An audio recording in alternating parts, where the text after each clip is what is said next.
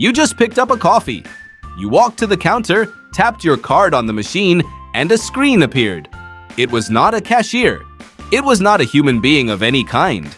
It was a tablet on a stick, pointed directly at your face, asking you to select your tip. 18%, 20%, 25%. Or, if you want to feel like a villain in a movie, the button at the bottom that says Custom Amount, which is basically a digital way of saying you could tip more if you actually cared. So you tapped 20%.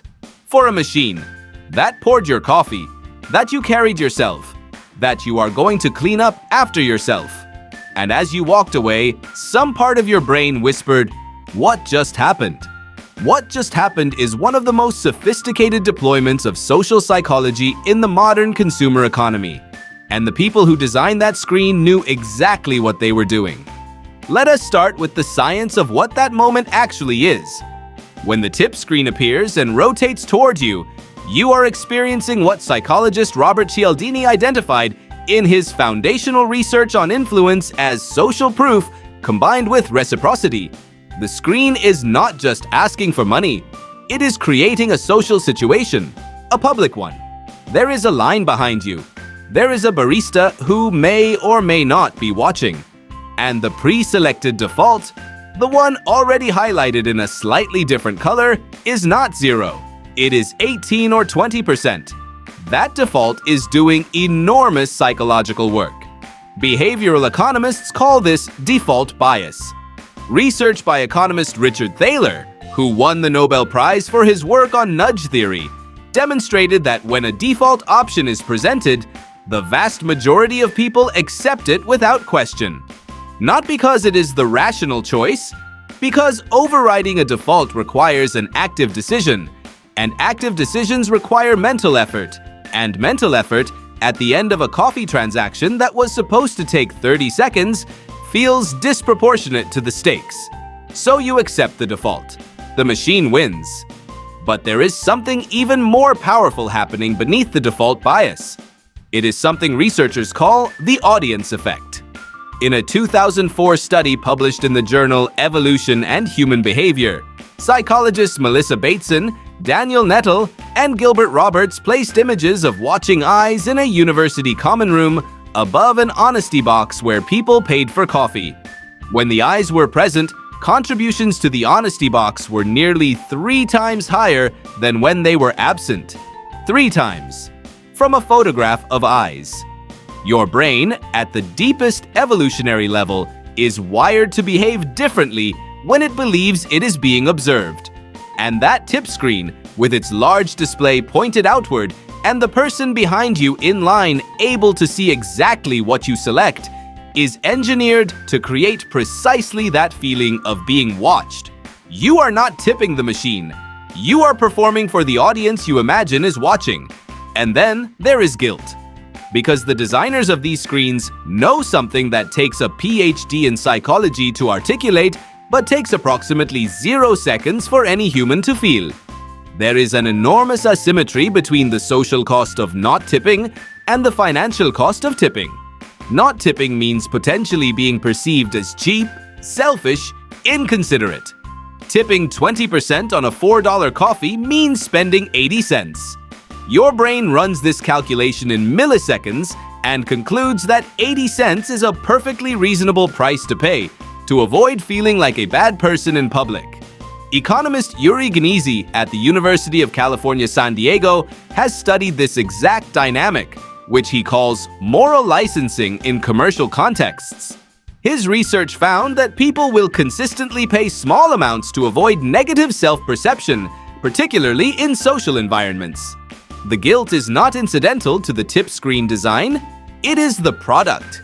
The screen is a guilt machine with a payment processor attached. Now here is where it gets genuinely strange. The machine at a self-checkout is asking you to tip for a service that, by definition, you performed yourself. You scanned your items, or you watched a barista briefly operate a machine, or you pressed a button to customize your order. The labor component of the transaction is, at minimum, ambiguous.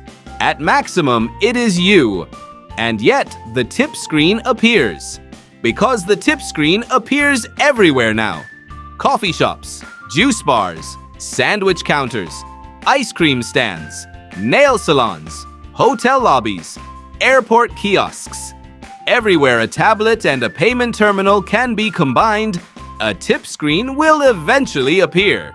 And every tip screen has the same architecture: pre-selected percentage, rotating display, social visibility, and no obvious off-ramp that does not feel punishing. This architecture has a name in the industry. It is called friction-based giving. The tip is not optional in the psychological sense. It is opt-out, and opt-out requires friction, and friction in a social setting feels like cost. So most people pay the money and skip the friction.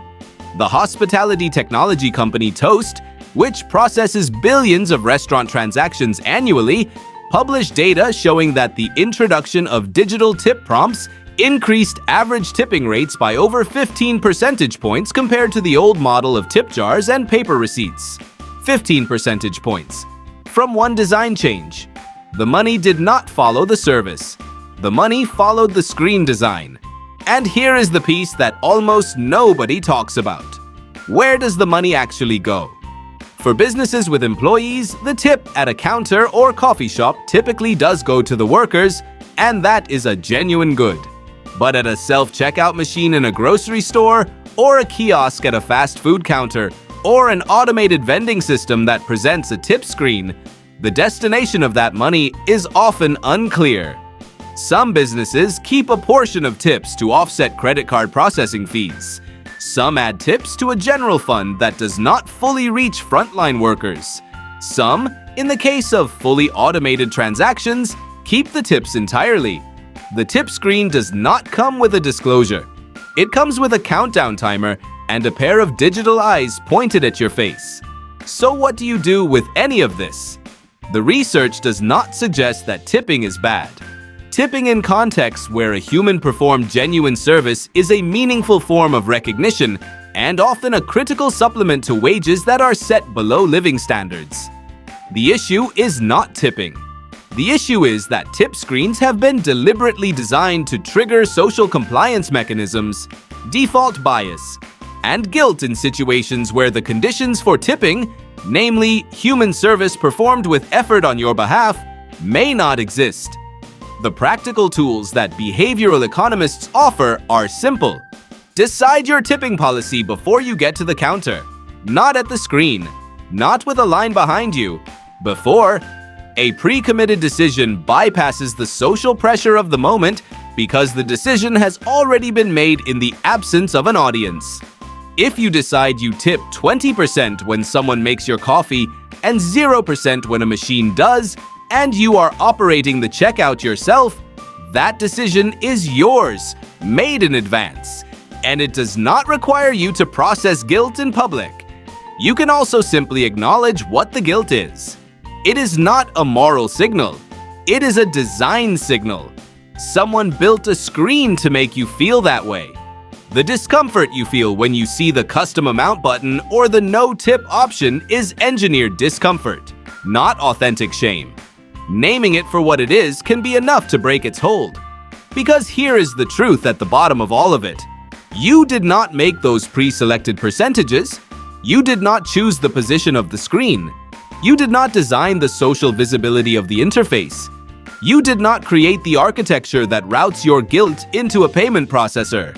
Someone else did all of that. And they did it because it works. The next time a screen rotates toward your face and presents you with a choice between 20% and feeling like a monster, remember that the monster option was designed to feel that way. You can choose it anyway. Guilt is not the same thing as obligation, and a machine cannot be insulted.